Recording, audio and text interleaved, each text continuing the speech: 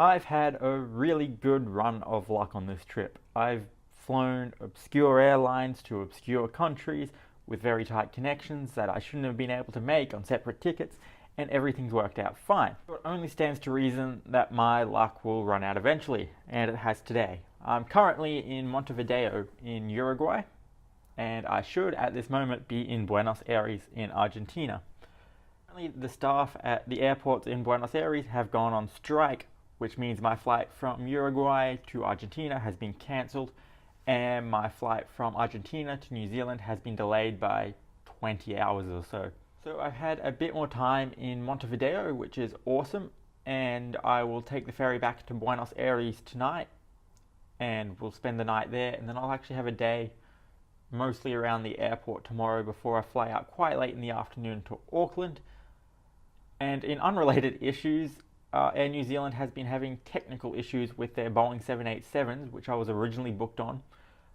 So the plane has been swapped from a Boeing 787 to a Boeing 777, which should hopefully still be just as good.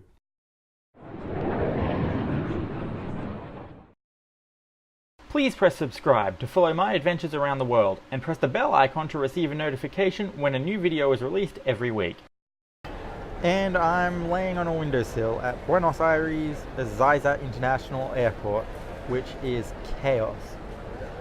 I didn't sleep particularly well last night because there were protests of some other kind in Buenos Aires, and they were very loud right outside my hotel room. So I've rocked up to the airport a few hours early, and then the flight's been delayed again, so I'm now 7 or 8 hours early. And I've checked on the radar, the incoming flight from New Zealand will be several hours late. So I'm probably realistically not going to be leaving this airport for another 10 hours or so. The weather is horrible, so hopefully that doesn't cause more delays. If it wasn't raining so much, I would probably go out and enjoy the city. But as it is, it's find a book and just lay down here for a few hours. Well, thankfully check-in opened early to deal with, well, the mess. But it stays like this. I'm very glad I'm in business class because I just pretty much skipped the chaos and went straight through to security and passport control. There's no fast lane for security in Buenos Aires, but given the situation, everything was as quick as possible. So now it's just time to enjoy the lounge. The Star Alliance Lounge in Buenos Aires is beautifully appointed, themed to look like a classic Argentinian ranch. Unfortunately, the food was extremely average, so I ate very little, and the lounge seemed far too small, making it difficult to find a seat at times. Both of these issues can be attributed to the airport strikes, so I'm not sure if this is business as usual or a special circumstance. There was ample beer and wine though. I'm flying on Air New Zealand on board the Boeing 777 in business class. The flight was originally scheduled as a Boeing 787, but was swapped out due to engine issues. I really like the business class cabin layout, with seats being in a 1-2-1 configuration, meaning all seats have direct access to the aisle. The cabin feels very spacious. The seats themselves are fairly comfortable, and there is thankfully a guide on the entertainment system that teaches you all about the hidden features of the seat. For instance, the footrest converts into a second seat so that you're able to dine with a companion. Storage was ample, with a few official compartments to keep everything necessary, but I found the most useful space to be a little nook between the seat and the window. In-flight entertainment was some of the best I've ever seen, with full box sets of like Star Wars, Rick and Morty, Harry Potter, and The Lord of the Rings, to name a few. Easily enough to keep you entertained on even the longest flights. The screen itself can be adjusted on the horizontal axis with an arm thingy. This is great when sitting, as you can bring the screen close to you when you're not doing anything, or push it behind the tray table for when you're eating. The entertainment system also contained a plethora of information about Air New Zealand's wine program, which I found super interesting. But unfortunately it didn't translate into service, with the cabin crew unable to tell me what wine I was drinking at any given time, or indeed having never even heard of the Panhead beer that was listed on the in-flight menu. I'm going to chalk this up to the crew being tired due to the substantial delays of the flight, since I also flew Air New Zealand through to Brisbane on the same plane, and the service was excellent on that flight.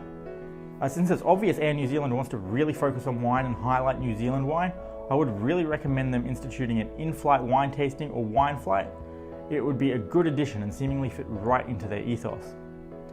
I love the glassware, and this tray for just a drink is a great idea. For dinner, I had an entree of antipasto and garlic bread, which was nice, and a very tasty chicken breast for main. I did end up getting some craft beer, a Max Pale Ale. It wasn't what I ordered, but was very enjoyable. A dessert for me consisted of simple ice cream and passion fruit custard.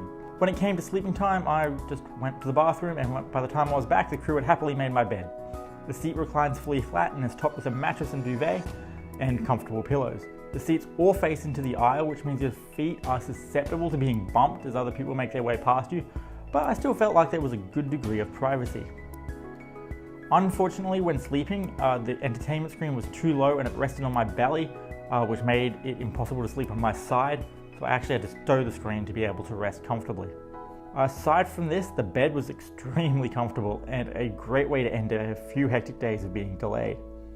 Breakfast was good too. I'm not an enormous fan of breakfast foods, but I did enjoy the fresh yogurt, fresh fruit, and French toast, and of course a delicious hot chocolate.